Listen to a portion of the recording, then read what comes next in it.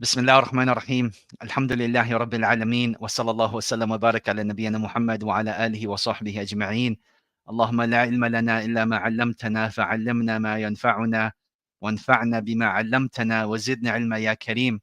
My dear brothers and sisters, Assalamu alaikum wa rahmatullahi wa barakatuhu. I pray you're all doing well. You know, subhanallah, I have like this nervous feeling as our semester is coming to an end.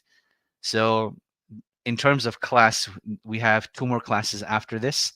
But in terms of content, we have this week's class and next week's class. And in the 3rd week, inshallah, I'm hoping to do an interactive interview with several people, bi'idhnillahi ta'ala.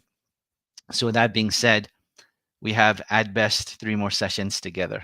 And that makes me sad.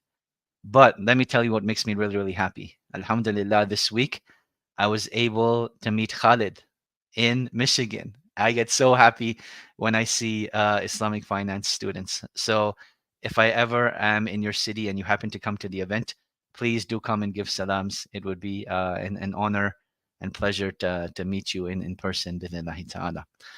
So let's see who's here today. We have Safiya, we have my boy Nabil, mashallah. We have Taha, we have Muna, we have Kima, we have Saira, we have Khalid, mashallah. We have Sukhna, we have Kulsuma, we have Sharia, we have Aisha, we have Zara, we have Tas, and Rizwana is here as well, and Hussein. Wa alaikum assalam wa rahmatullahi wa barakatuh. And Zulkifl. Wa alaikum assalam wa rahmatullahi wa barakatuh. Ahlan wa sahlan wa marhaban bikum. Welcome to all of you. Welcome to all of you. So today's class, bi'idhnillahi ta'ala, we're going to be speaking about as a Muslim living in the West, how do you purchase your home? How do you purchase a home? And that's what we're going to be looking at, bi'idhnillahi ta'ala. You know, I actually want to start off with something, and this is a very nice reminder. A good friend of mine, Dr. Asif Harani, he lives in Dallas, Texas. He was in Worcester, Massachusetts before that, but now he's moved to Dallas, Texas, and he works for ICNA.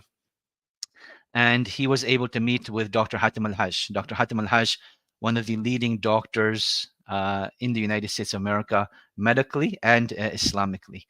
And he's also on the Fatwa Council of AMJA, which is the Assembly of Muslim Jurists in America, one of the leading fatwa bodies in America.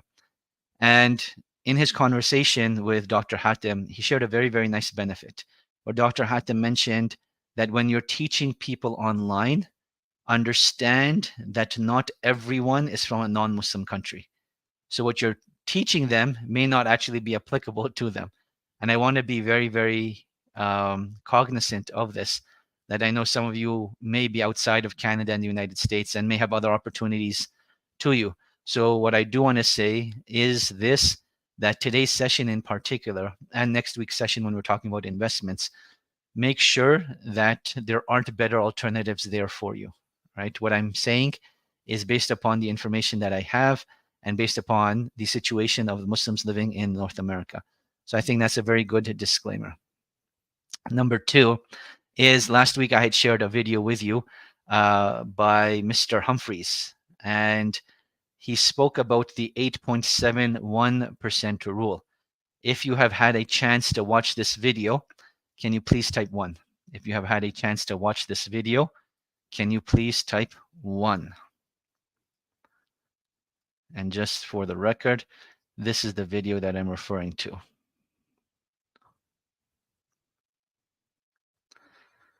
Okay, so 2 people have seen the video, 3 people have seen the video, 4, 5.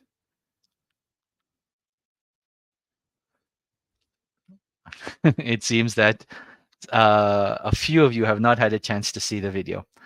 So please, after today's session, please do take the time to watch this video, because it will really put things into perspective. It'll really put things into perspective.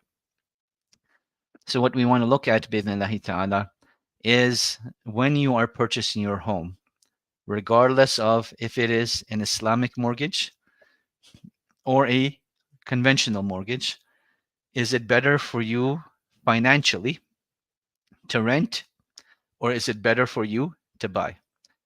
And the way this conversation begins is I know that there's a lot of different types of pressure that people put on us to purchase homes. There's a lot of social pressure. So, for example, I remember when I went to the Islamic University of Medina, some aunties came to my mom's house and they're like, "What type of job is your son going to get after he graduates? And how is he going to buy a house?" As if like buying a house is the end all of success, right, in the life of this world, subhanAllah. And I just remember hearing that, and it was really something very, very atrocious because people get so asphyxiated on buying homes in this dunya, but who's going to build homes in the akhirah, right? Who's going to build homes in the akhirah?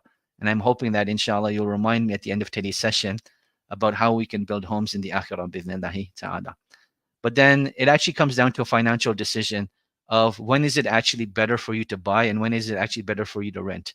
Because people will use very manipulative arguments that, hey, why are you renting? Because you're just paying off someone else's mortgage, right? That's what you'll actually hear sometimes. Or why are you renting? You're just throwing your money away by not getting any equity, right? So those are some of the arguments that you'll hear.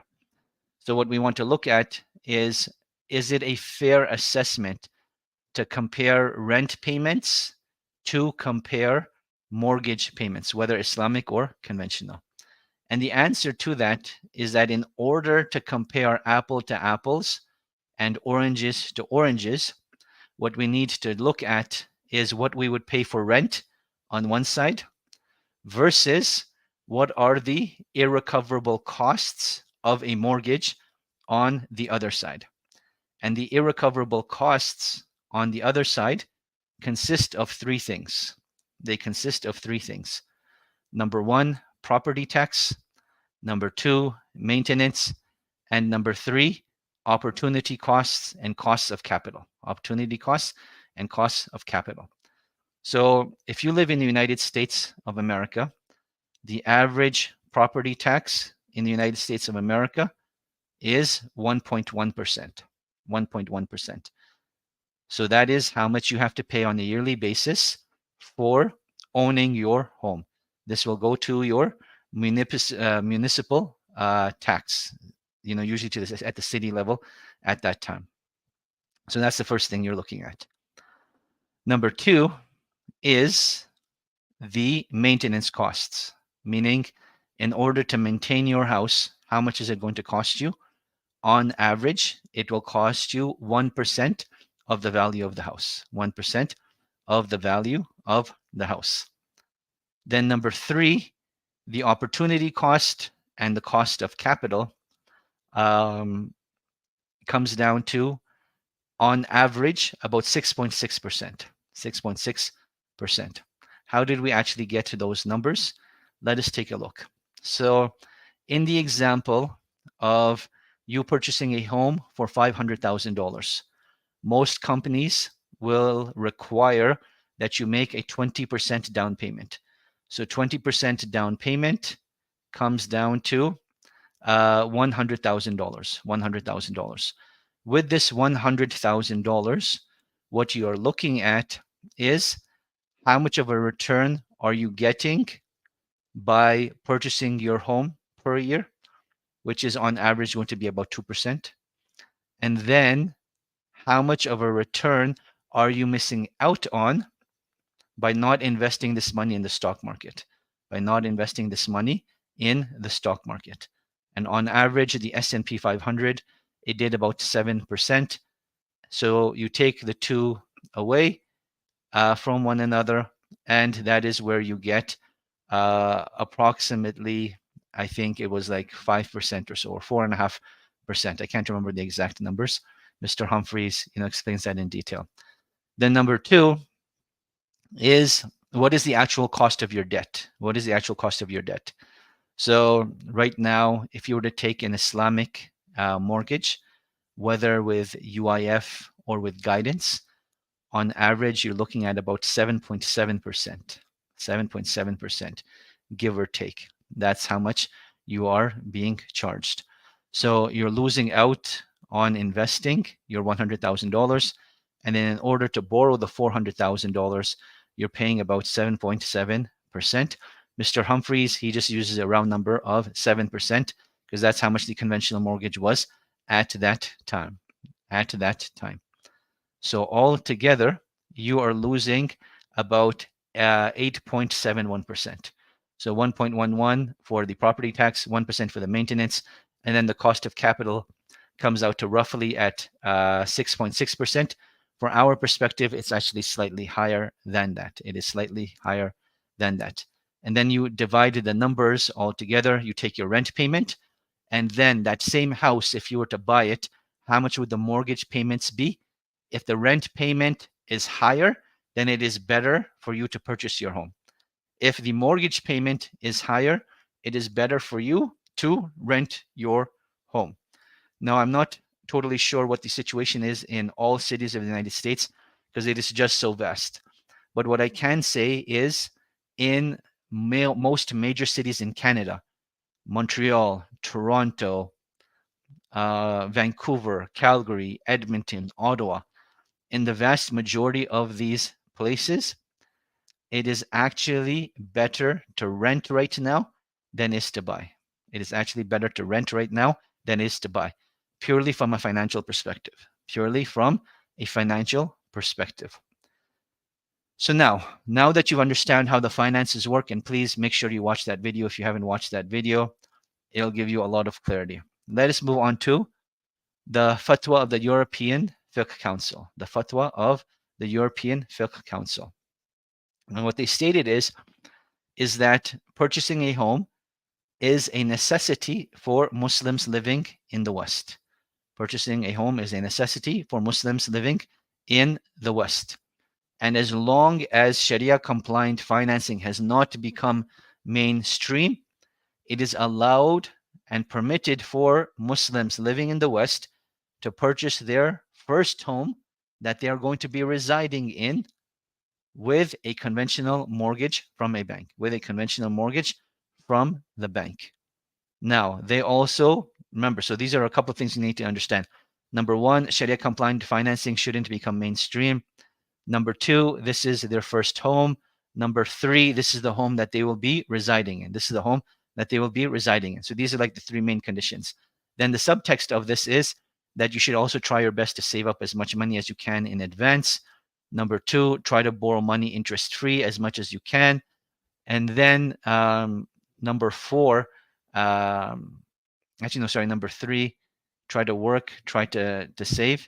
And then buy a house which is more affordable for you as opposed to buying your dream house right off the bat, right? Buy a house which is more affordable than buying a dream house right off the bat. So that is what the fatwa actually states. From my perspective, and I am a no one, but I am someone that follows the fatwa of Sheikh Salah Hassawi from Amja. He didn't agree with this fatwa, and he said that it is not excuse enough to partake in riba on this, right? So the argument that your first home is allowable and you can deal with riba, Sheikh Salah Hassawi from Amja, he didn't agree with this. And you can refer to the videos by Sheikh Hassan Shaybani that I mentioned as to why the fatwa is not valid.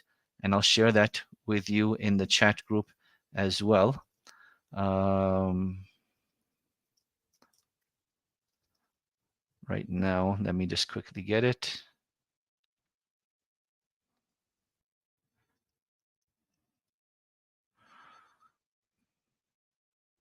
There we go. Okay, so no. Sorry, folks, just give me a moment. I thought I had it, but then it slipped away.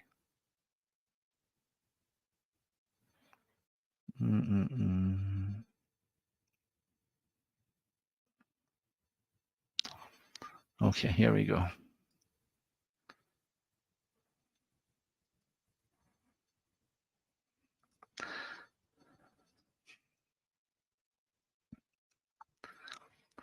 So here you can find Sheikh Salah Hussawi's response to the European Fiqh Council. And this is explained by Sheikh Hassan Shaybani, who's our local Imam here in Calgary. Okay, so that's what the fatwa actually states. So my point being that you should try to avoid taking a conventional mortgage, bi'idhnillahi ta'ala, and you should not pursue it as a first option if other options are available to you. Now, in some circumstances, a conventional mortgage may be all that you're eligible for. If that is the case, don't make the decision yourself, but rather go to your local imam, go to your local sheikh, and ask them if you're eligible, and ask them if you are eligible. And circumstances that may make you eligible can be the following. Number one, if you have a lot of kids. Number two is if you have extended family living with you. So you have your in-laws living with you, perhaps you have siblings living with you, and you have a situation where mahram and non-mahrams have to live together. That may be a circumstance. Number three is if you have children with disabilities. If you have children with disabilities and renting is very difficult, and having to move around becomes very difficult, then that is something that may make you eligible. But this is under the guise that that Islamic financing is not available to you, depending on where you live. Okay, so that's point number two. Point number three, what are the other options? What are the other options? So the other options in the United States of America, the two main ones are UIF and guidance. UIF and guidance, right? And what I will share with you is the following.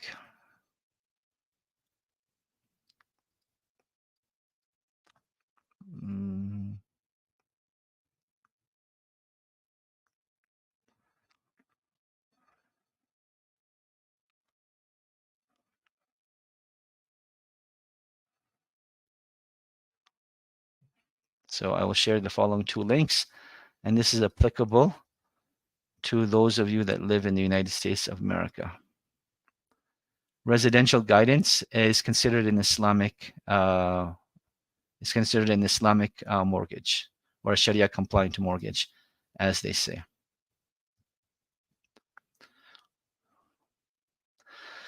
So you can check these two links out and also do some more research on Amjad's website. They have some more updated stuff there. But this is just quickly what I wanted to share from their website. So now, the other options, as I mentioned, in the United States of America, you have UIF, you have guidance. In Canada, we have Qurtuba, we have Ansar, we have Manzil. These are some of the major ones in Canada. And you need to look at your own options and see what is accessible to you Please just bear with me for a moment.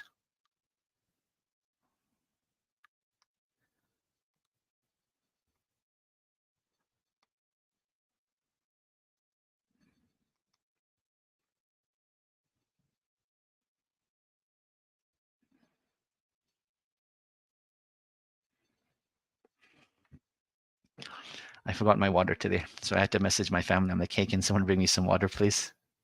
So jazakumullah khairan. So that's the first thing. So those are the Islamic financing corporations.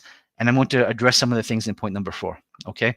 But the second thing you want to look at are do you have other ways of purchasing your home? And what I mean by that is, can you borrow money from your family and friends interest-free? That's the first thing you want to look at. Number 2 is, are you eligible to purchase a foreclosed home?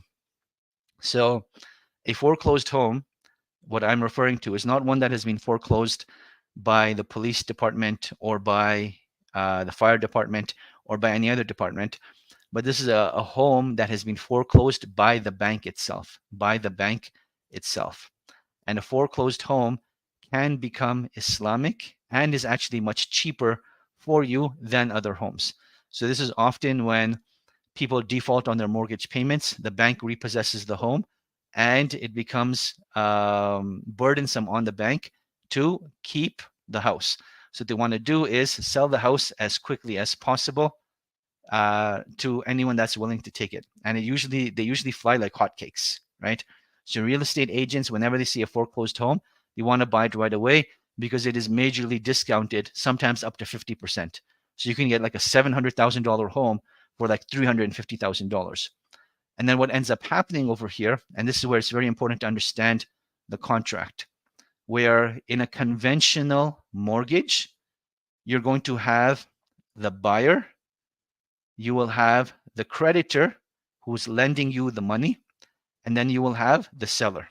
So in this scenario, you are the buyer, the person selling the home is the seller, and then you have the creditor, which is usually the bank, So now there are two types of exchanges taking place here. The bank is lending you money. So the bank is lending you money. That's one transaction.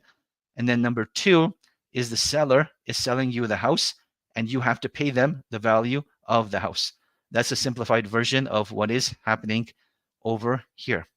In a conventional mortgage, money is being made on both items. On the sale of the house, money is being made by the seller of the house. And then on the loan, the bank is making money off of the loan. The bank is making money off of the loan. So now to make this Sharia compliant with a foreclosed home, the bank becomes the seller. So there's only two parties involved, you and the bank, the buyer and the bank, which is the seller. So what you will tell the bank at that time is, can you take any interest costs, any interest payments, and build it into the cost of the house? And then I will pay you monthly installments. So over here, the only thing that is being marked up is the value of the house and the price of the house. And there is no loan taking place in which riba would take place. So that is how you can buy a foreclosed home through the bank, bidnillahi ta'ala, in a very simplified version. Other options that you may have in Canada, if you have a corporation, you can borrow money from your corporation interest-free, as long as you are the sole owner of the corporation. And then we also have RRSP accounts, which are the equivalent of your 401ks, and you are allowed to borrow money from your RRSP account as long as it's over $100,000. So that's another way you can borrow money from yourself interest-free. And then lastly is the government has actually come up with different investment accounts where for first home buyers, they can invest money and take that money out tax-free. So that's in Canada. You'll have to do your own research in terms of what type of accounts are available to Americans. Bismillah ar-Rahman ar-Rahim.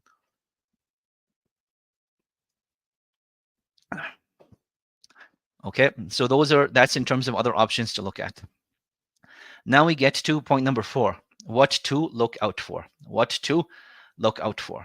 When you are borrowing money from an Islamic financing company, and this could be anyone, there's a couple of things to look out for. Number 1 is, when did they start up? How long have they been around, right? And what we're referring to are the founders of the company. So the founders of the company, do they have a track record in the community of having been there for a very long time? Do people know them personally and know them to be trustworthy? That is the first thing that you're looking at. Number 2 is, who are their Sharia-compliant advisors, right? The Sharia compliance advisors. So you want to make sure that they actually have reputable scholars that are advising them to make their product Sharia compliant. Number 2, you want to make sure that their Sharia compliance is up to date. So in 2024, their last Sharia compliance shouldn't have been in 2010, right? It should have been more recent than that. Number 3, is it actually verified that those scholars verified the contracts and said that these contracts were Sharia compliant, and verified that these contracts were actually Sharia compliant? So that is with regards to their scholarly body. The third thing you want to look at is, what is their track record of customer service? Oftentimes, these companies, when they need money from you, they'll harass you and they will chase you. But as soon as you need documentation from them or money from them, they're nowhere to be found. They will take weeks, if not months, to get back to you. So you want to make sure that you're doing your due diligence and make sure that these people have a proven track record. And then last but not least, this is where things will get very, very tricky, is that you actually want to make sure this contract is as Sharia compliant as possible.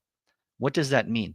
So one of the tricks that some of these organizations will use is that they will open up a trust account, borrow money from a conventional bank at like 7%, put it into the trust, and that trust will lend you money at 9%. So they're making 2% off of haram money that they're charging you, right? And something like this is not allowed Islamically. So you want to make sure that they're not putting this sort of trick on you. Number two, we're going to speak about two different types of Islamic purchasing models, the Musharaka model and the Morabaha model.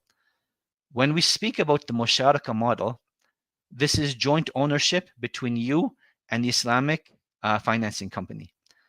Based upon the percentage of ownership, the maintenance of the house should be shared, the liability of the house should be shared, and the property taxes should be shared. All of this should be shared based upon the percentage of ownership. But what ends up happening is they often end up offloading it to you because they know that you're in a desperate situation and they want to take advantage of the situation and they want to minimize their own overhead costs. But Islamically, that should not be the case. Number two is with regards to the transfer of the title. So particularly in the Morabaha model, when you become the owner, you are the sole owner. There is no other owner there. It's not like the Musharaka. But there is a delay in the title exchange. So they do not put you on the title immediately. And this too Islamically is not correct. So these are some of the things to look out for. These are some of the things to look out for. So now, let's start off with the Morabaha model. The Morabaha model is an agreement which is made with a financial institution, and they will purchase the asset from the vendor on the request from the client, and then the financial institution then sells the asset to the client with a mutually agreed profit added to the cost of the asset. So I'm going to use my friend Khalid. Khalid goes to the Rajhi Islamic Bank in Saudi Arabia, and Khalid says, you know what, I really like this house in Medina. And he gets the address and the house is for sale. And the bank says, you know what, we would like to help you purchase your home in Medina. The cost of the home is $500,000, and that is how much they are selling the house for. But Khalid doesn't have $500,000 right now.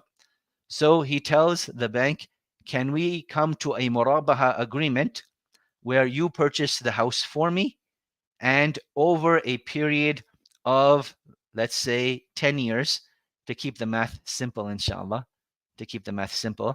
I will pay you back and you can add your markup to it. So the bank says that is perfectly fine. We will purchase the house for 500,000 and we will sell it to you for 600,000. We will sell it to you for 600,000 over a period of 10 years. Okay? And Khalid doesn't have to make a down payment over here. It's just, a flat up monthly payment. What are Khalid's monthly payments going to be? Yalla, pull out your calculators and do some math for me, inshallah. Okay, so they purchase the house for 5 and they sell it for 6 on monthly payments over 10 years. What are his monthly payments going to be?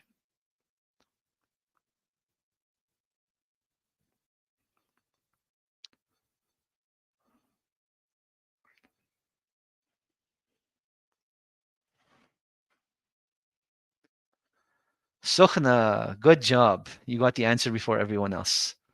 His monthly payments are going to be $5,000. Man, that is expensive. But I guess that's the cost of living in Medina. Khalid, may Allah make it easy for you. Tayyib. So now we have a question by Tas. Is that not predatory? Actually, you know what's predatory is conventional mortgages, because they do it for 30 years at a time. And if you look at a conventional mortgage chart, for like the first 22 years, you're just paying off the interest. You're just paying off the interest in a conventional mortgage, right? Over here, at least Khalid owns the home, right? And he has equity in this home. He's just paying it off. Khalid's like, I'm out. Someone else can take the house. So that is in essence how the Morabaha model is going to work. That is in essence how the Morabaha model works. As far as I'm aware, I do not think any of the American companies work on the Morabaha model. They work on the Musharaka model, which is coming up. We'll be discussing that. So now, a Morabaha is a sale and not a loan. So this sale is based on the cost plus concept. So whatever the cost is, they add their markup to it and then sell the house. The customer needs to know the initial cost and the amount of profit made by the seller. So in order for this contract to be valid, Khalid needs to know how much did Al-Rajhi Bank buy the house for and how much money are they making off of it? How much money are they making off of it? Morabaha is being used by Islamic banks and financial institutions as a mode of financing. So rather than lending you money and then the bank is stuck, they've given you this money out and they can't make anything off of it. Banks are not in the business of ajr, right? They're in the business of making money.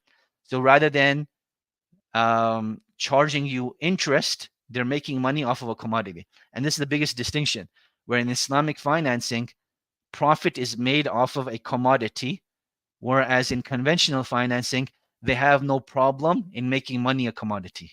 In conventional financing, they have no problem in making money a commodity. So Islamically, you can make money off of a product. Conventionally, they have no product in making money off of money. Islamically, we can't make money off of money. Now, deferred payment in Morabaha. So Khalid wants to make monthly payments. The due date of payments are fixed. So it'll be on the same day every single month for the duration of the contract. The deferred price may be more than the cash price, but it must be fixed at the time of sale. It must be fixed at the time of sale. So once the sale contract is finalized, they are not allowed adjusting the contract. So let's just say inflation goes high and they're like, hey, we want more money now in the middle of Khalid's contract in like year number 6. They cannot change the terms of negotiation. They cannot change the terms of negotiation except in the case of hyperinflation, except in the case of hyperinflation, as we have discussed before. After the sale is concluded, the price cannot be decreased in case of earlier payment, nor can it be increased in the case of a default, right? So once the contract has been finalized, Khalid cannot come up and be like, yo, you know what? I'm in a difficult situation. Can you please decrease the price? That is the price. It cannot be decreased. Nor can they ask for an increase if Khalid defaults on a payment. So la qadar Allah, may Allah subhanahu wa ta'ala protect and bless Khalid and increase his risk. But imagine on one of the payments, he defaults. One of the months he doesn't end up paying. So the bank says, you know what? We're going to increase his payment. He missed one payment. We're going to add an additional payment to it as a penalty for him missing a payment. That would not be allowed. That would be considered interest. Now, is that riba al-fadl or is that riba al-nasiyah? Which one is that? Who can tell me?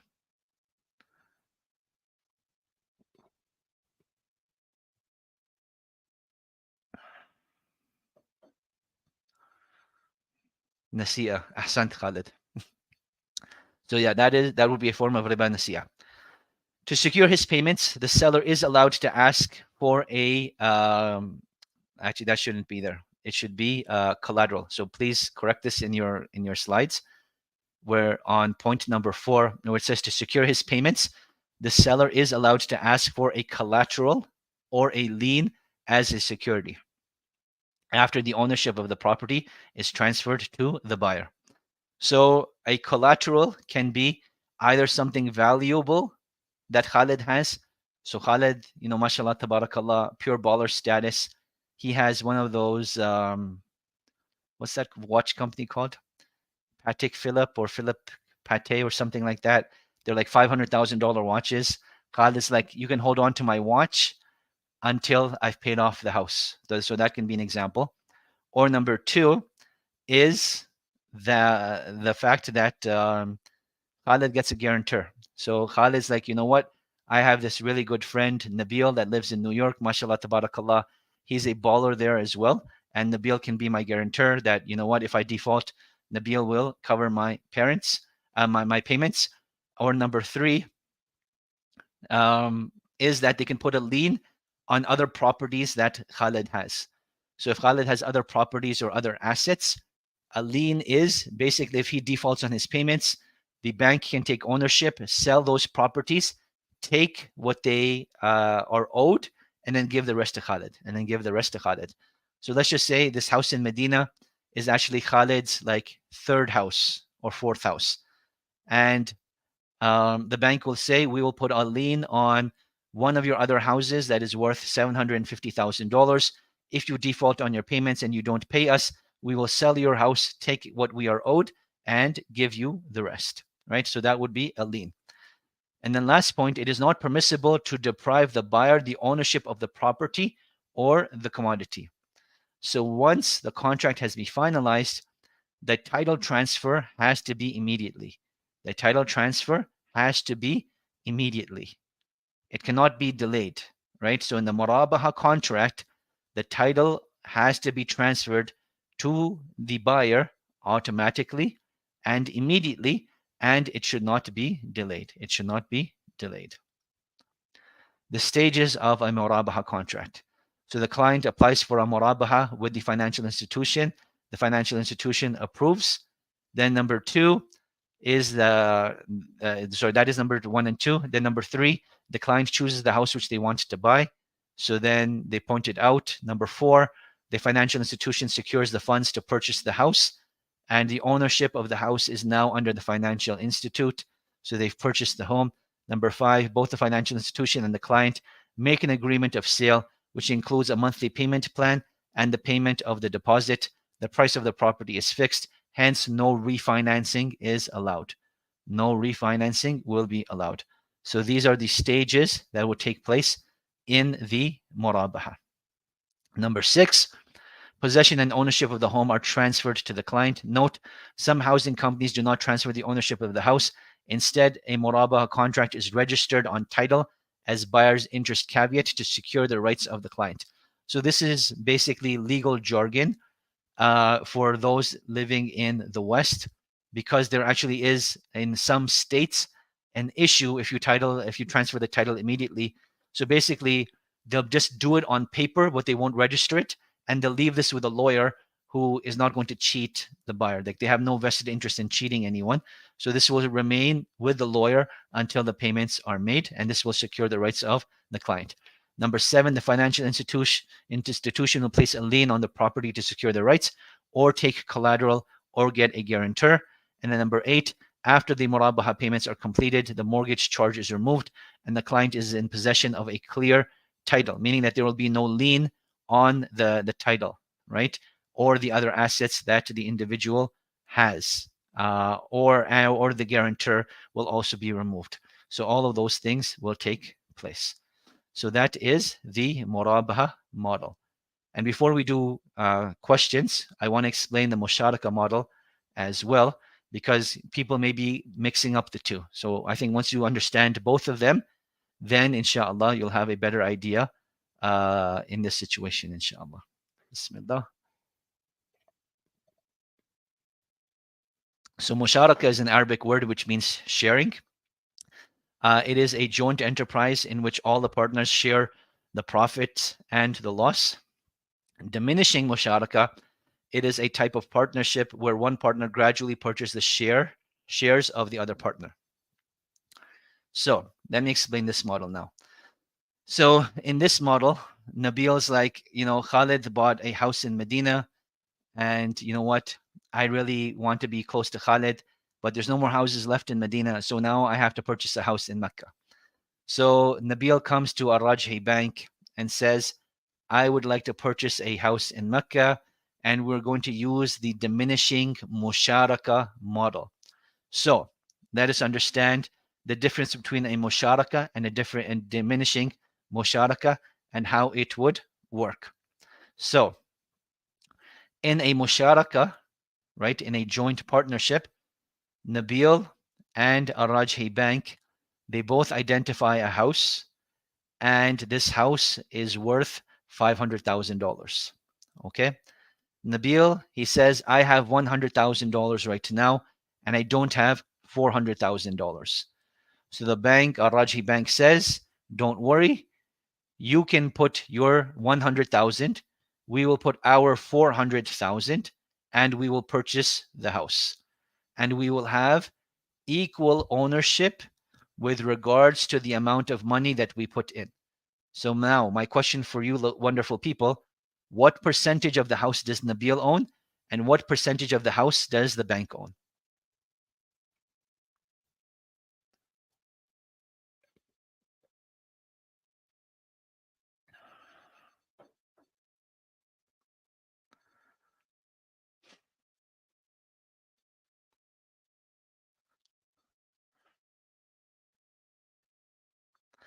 Excellent. Nabil owns 20% of the house, and the bank owns 80% of the house. So now, if Nabil stays with this agreement for up until the point of sale, Nabil will own 20% of the house, and the bank will own 80% of the house. And Nabil can make an open claim that, you know what, I have no interest in purchasing the rest of the house. I am happy with 20% of the house. So then at that point, Nabil will tell the bank, you know what, I will pay you rent on the value of this property for the 80% of ownership that you have. So let's just say rent on this property is $2,000, and Nabil owns 20% and the bank owns 80%. So on his 20%, Nabil doesn't have to pay rent because he actually owns it. So he actually has to pay rent on the 80%. How much rent is Nabil going to be paying? How much rent should Nabil be paying? Actually, that's a better question. How much rent should Nabil be paying?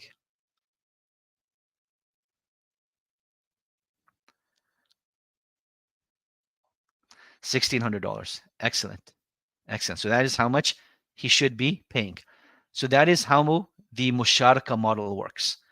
That's because Nabil says, you know what, I'm not worried about the other 80%. But very, very few people will actually do that. What the vast majority of people will do is the diminishing Musharaka model. The diminishing Musharaka model is that the house is worth 500,000, Nabil pays 100,000, the bank pays 400,000, and then every year Nabil has a responsibility to purchase, let's just say, 5% of the house. So if he's purchasing 5% of the house and there's 80% that he has to buy, how many years is that going to take him? How many years is that going to take him?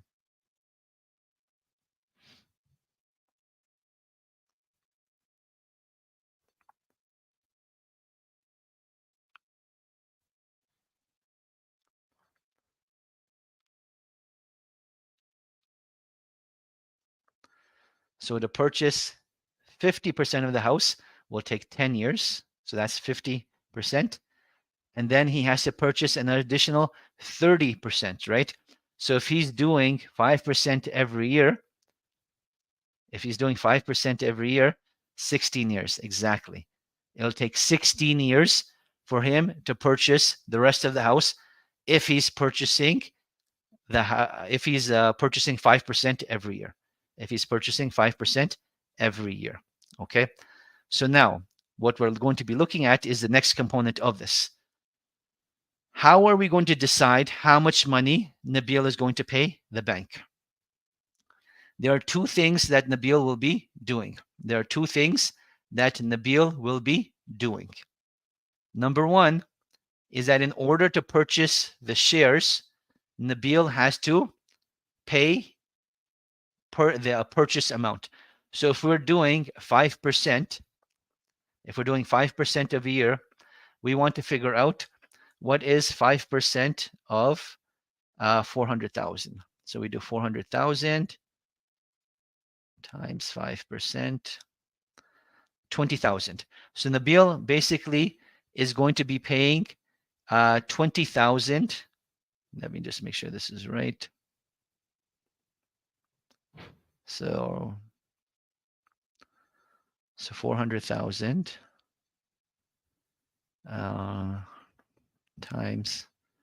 5% is 20,000. So 5% of 400,000 is 20,000.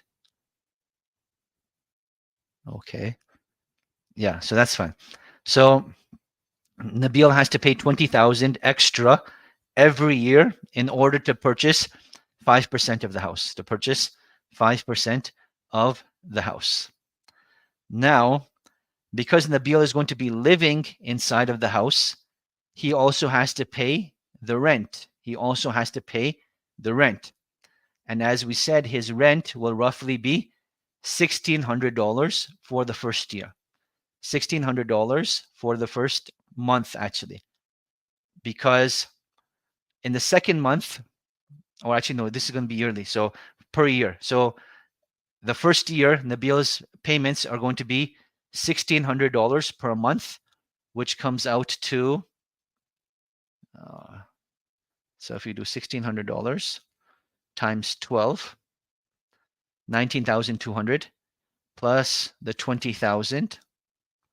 In the first year, Nabil is going to be paying them $39,200. Okay. The way we got that amount is we minus the 20,000 to purchase 5% of the house, and then the 19,200, which are the rent payments, So 39,200 divided by 12 gives us $2,266.67. That is what Nabil's monthly payments are going to be like for the first year. Now, we go to the second year. And we're just going to go up to the second year. I want you to understand how this is going to work. So now Nabil owns 25% of the house, and the bank owns 75% of the house. Okay? So of a $500,000 house, if Nabil owns 25%,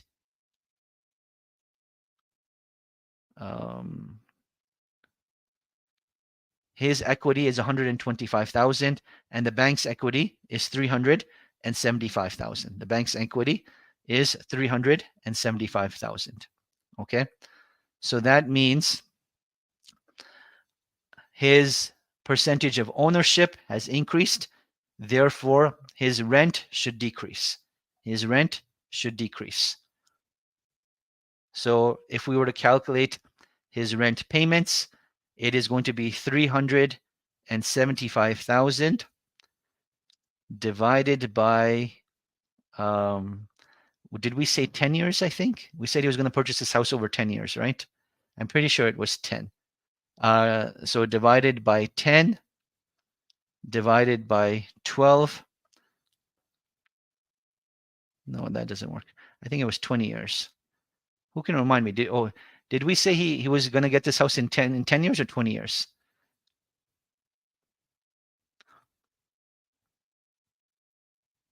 Can't even remember now. My apologies. I should have made notes on this better. But the point I'm trying to make is, in terms of calculating the rent, it's also going to decrease because his percentage, it was 16 years. You're right, 16 years. That's what we were trying to figure out. So we have 375,000 divided by 16 divided by 12. So Nabil's monthly payments now are $1,953.12, right? $1,953.12. Whereas, no, why did his monthly payments go up then? They should be going down. So we did something wrong here. Okay. Now we pull out the old school pen and paper. So the cost of the house is 500,000, and Nabil has given 100,000.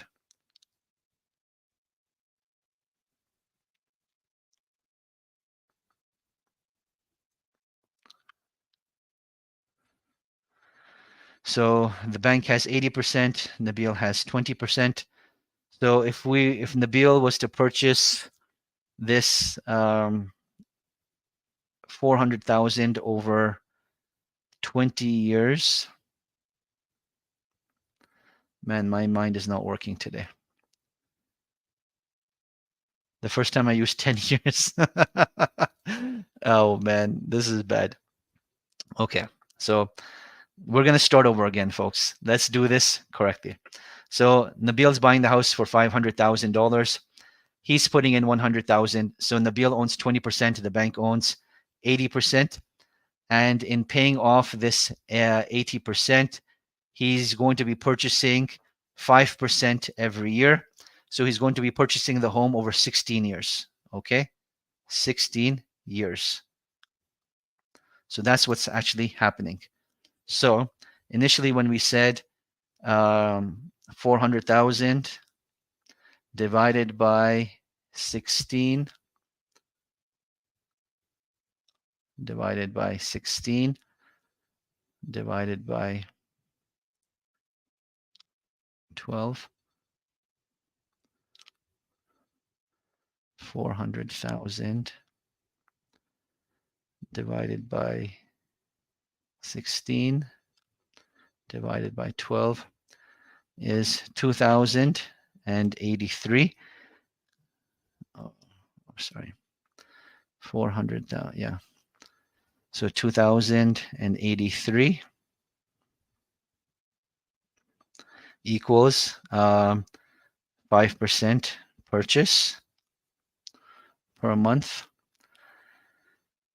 And then in terms of his rent, we said approximately it's the value of that place is $2,000 per month. So that's how much he's going to be paying. So because he owns 20%, he's going to be giving $1,600. Okay, so that's where we did that from. Okay, don't worry, I'll explain all of this to you in the chat box. Just bear with me for 1 minute, inshallah. So 1,600. So okay, so 400,000 divided by 16 is 25,000 per year, divided by 12, 2,083.33.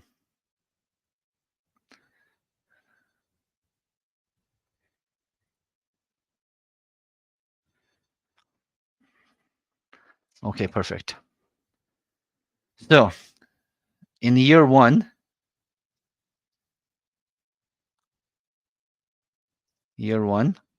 equals 2,083.33 per month to purchase 5% of the home.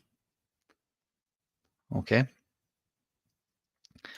Rent is 80% of 2,000, which equals 1,600.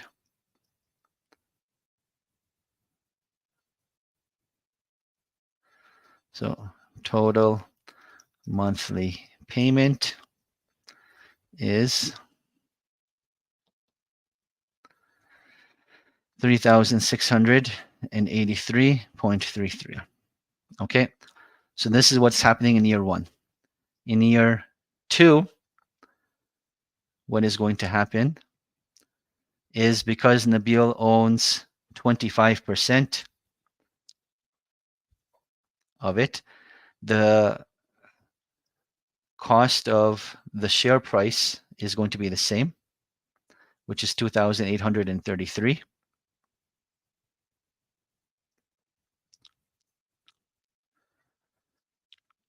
And then his monthly rent is going to be 75% of 2,000,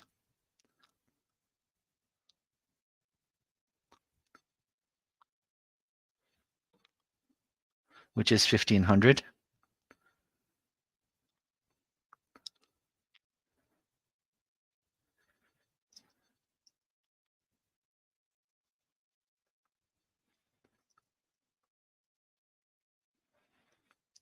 which will equal to 1,500.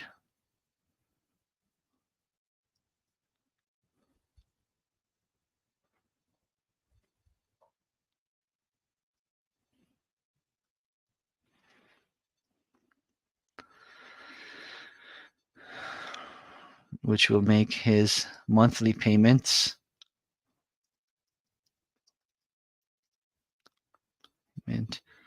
will be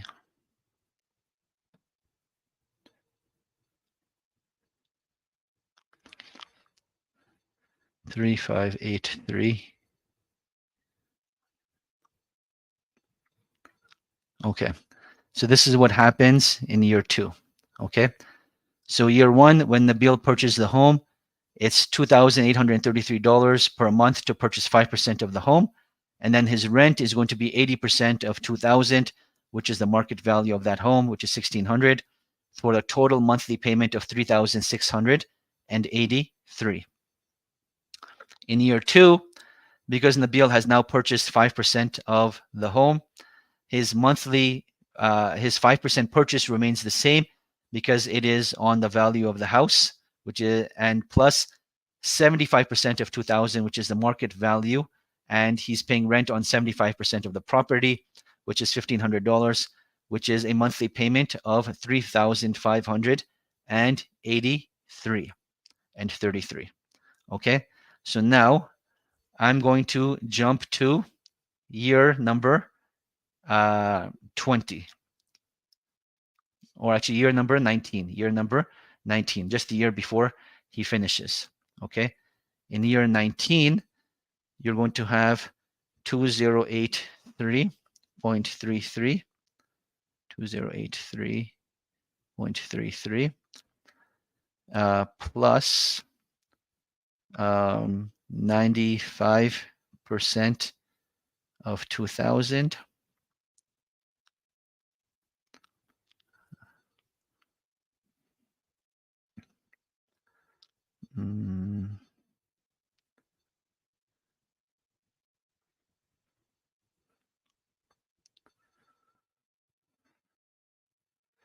He is purchasing the home over 16 years. He's purchasing the home. Sorry, my apologies. I'm confusing you guys with the numbers. So in year number 15, my apologies. Year number 15. My apologies. Year number 15. So in year 15,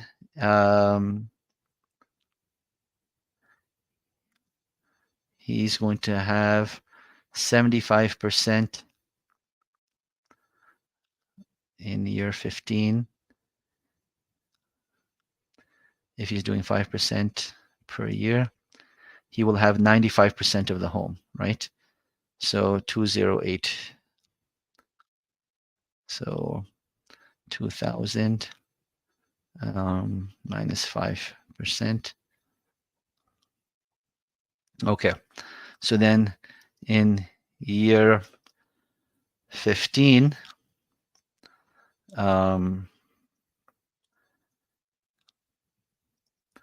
fixed purchase per month is 2,083.33 plus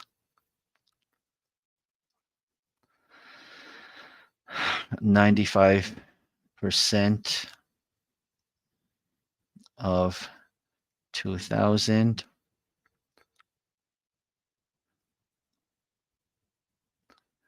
equals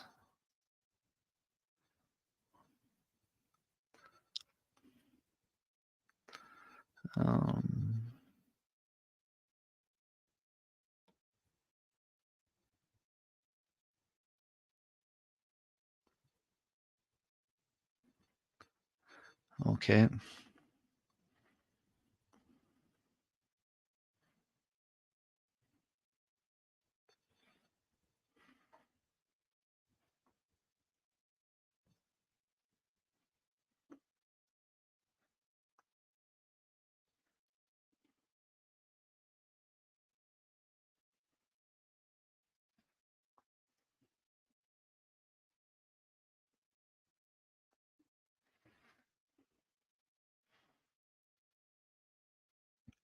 So in year 15, where Nabil will own 95% of the house, his monthly payments will be $2,183.33. And in year 16, when Nabil purchases the home, he'll have full ownership of the house at the end of the 16 years, at the end of the 16 years. Okay, so this is technically how it's supposed to work. This is technically how it's supposed to work. And for, again, I will apologize that I've made this confusing. In my head, I thought it was a lot simpler, but then when I actually did the math, I got confused and it didn't work out. So this is how the diminishing Musharaka model will work. This is how the diminishing Musharaka model will work. But what's going to happen, but as in Syra, what I mean is Nabil owns 95% of the house. So he only has to pay rent on 5% of the house. So he's only paying rent on 5% of the house. That's what's happening over here.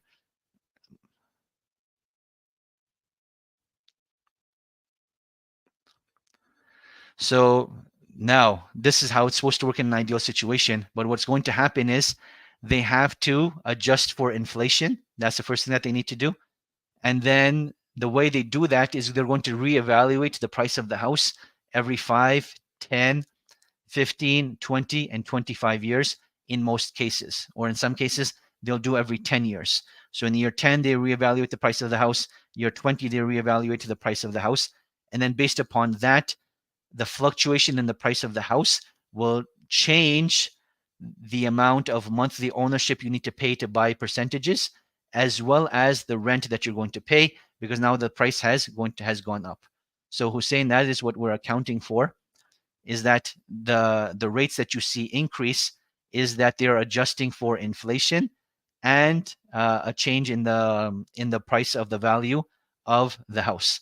For our calculations, we did not adjust for inflation, nor did we adjust for increase in the value of the price of the house. So we just kept it simple, but most companies, they will adjust for that. So let's just complete the slides and then I can answer your questions, inshallah. So both parties will create a joint ownership in the property. The financier allows the client to use the property based on a rental agreement. The client and partner home buyer pays the fees for using the share of the financier. Promise from the client to purchase the units of the equity share of the financier.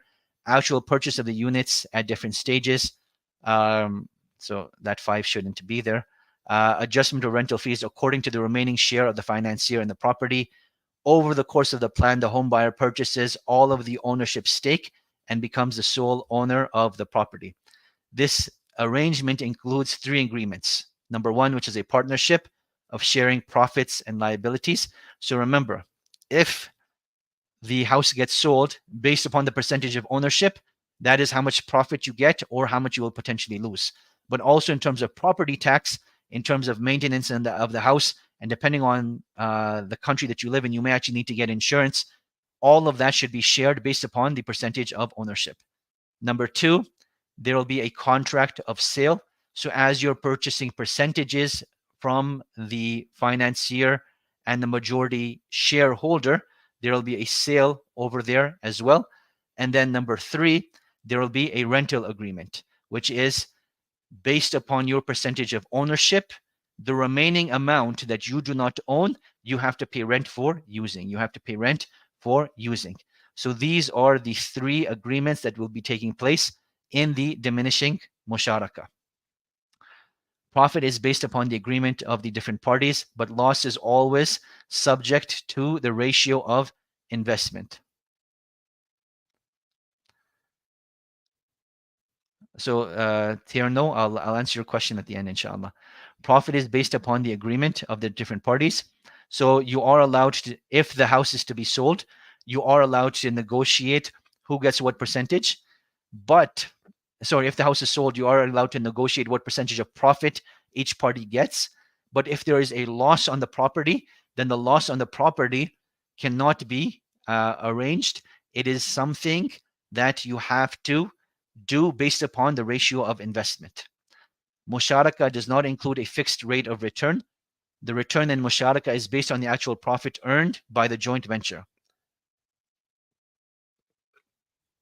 So in the Musharaka, the rent is not really meant to be a profit-making mechanism. The rent is not really meant to be a profit-making mechanism, but it should be whatever the market value is for a property like that. The profit is going to be made as the value of the house increases.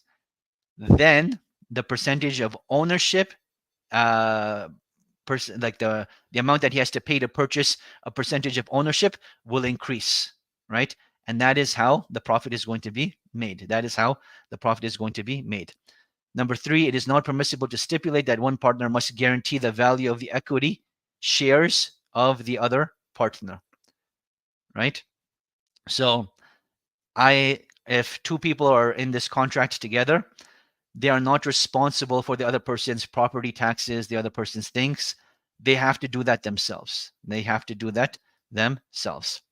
So AAOIFI guidelines, this is where I want to introduce you to this, is in AAOIFI. AAOIFI is the gold standard, as you can say, of Islamic financial contracts, And they're based out of Bahrain, and they've been around for close to 30 years, if not more than that. And they're the ones that come up with guidelines for Sharia compliancy. They're not the only ones, but they're basically the main body in the world right now.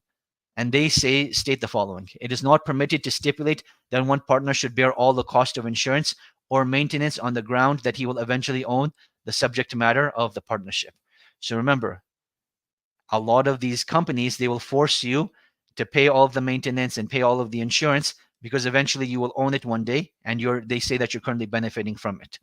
Number 2, it is permissible for one of the partners to give a binding promise that entitles the other partner to acquire, on the basis of the sale contract, his equity share gradually according to the market value or a price agreed at the time of acquisition.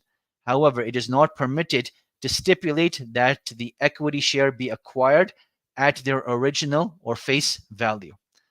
And what that means is they are allowed to basically say that when you have a reanalysis and the final purchase of the home, so in like year 16 in Nabil's case, Nabil cannot say that, you know what, my purchasing price is going to be the same as it was in year 1, right? You cannot state that because the value of the house has gone up and there has been inflation.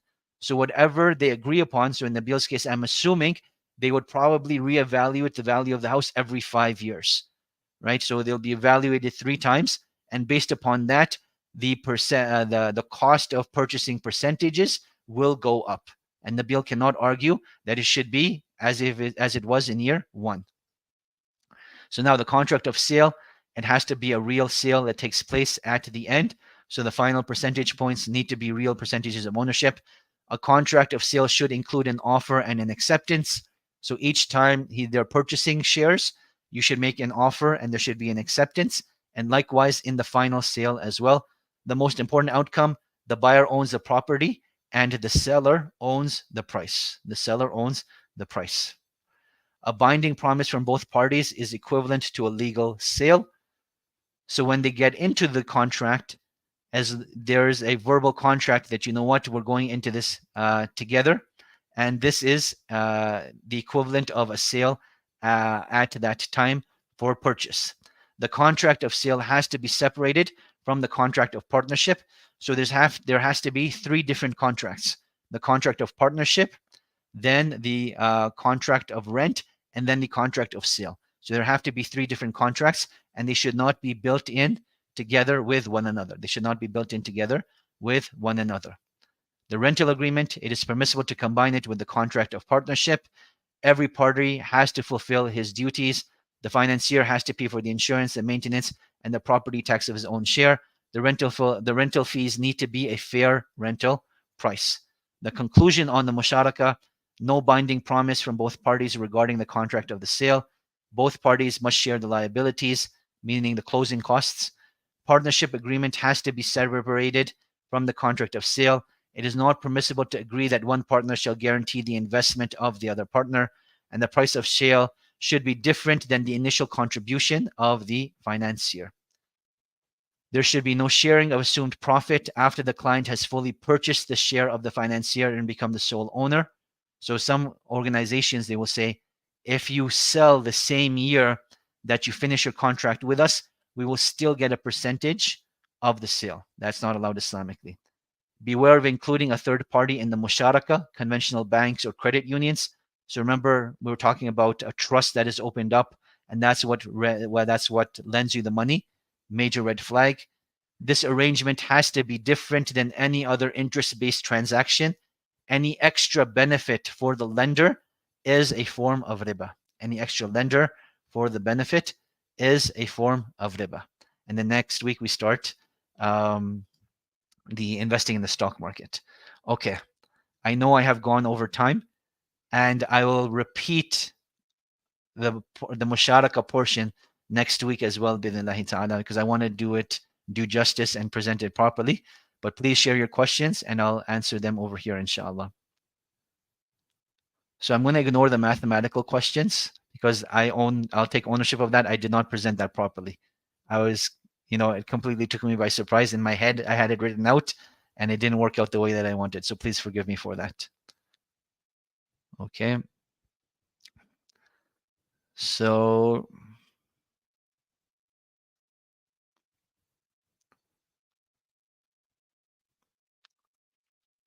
Hussein is saying for some reason it does not work like that. I have seen a fixed fee in 30 years. I'm not sure what that's referring to. So Tierno's question is about electricity and water bills. This should be based upon your usage, right? So whatever amount of the electricity you used, whatever amount of the water you used, that is what you should be paying. That is what you should be paying. Are they all under one contract? No. Ideally, you should have 3 separate contracts. But in a worst case scenario, you are allowed 2 contracts: the purchase contract and rental contract in one, and then the partnership contract separately. So the partnership contract always has to be separate, but then the purchase contract and the rental contract can be together, but ideally all 3 of them should be separate. So Khalid is saying, I have a Musharaka contract with guidance, but I'm not confident now with the Sharia compliance, as I always thought I do receive back shares over time. With my monthly payments, the monthly cost does not go down with my share increase. So even at 90% ownership in the future, I'm still paying the fixed monthly payment at 100%. And this is something that you have to be careful of, right? This is something you have to be careful of. But again, I would also look at, do you have a Musharaka contract or do you have a Morabaha contract? Maybe you thought it was a Musharaka, but it was actually a Morabaha contract. I'm not sure. And then, as Hussein is mentioning, you should also look at how often they do the adjustment for inflation and reevaluation of the value of the house. In the US, at least, they do not, unless you request yourself a finance, and with current rates, it would not be favorable. Yes, that's a very fair point. That's a very fair point. What's the difference between diminishing musharaka and mudaraba, since both involve purchasing points of ownership? So we didn't speak about mudaraba over here. Mudaraba is an investment, is like a form of an investment vehicle as opposed to financing. So what we're comparing is Morabaha and Musharaka. That's what we're comparing. So Cyrano is saying, I have managed to save 60% and I have found a family member who can pay the remaining 40%. However, he would like to make a profit. Is it permissible for him to resell his share with a fixed price?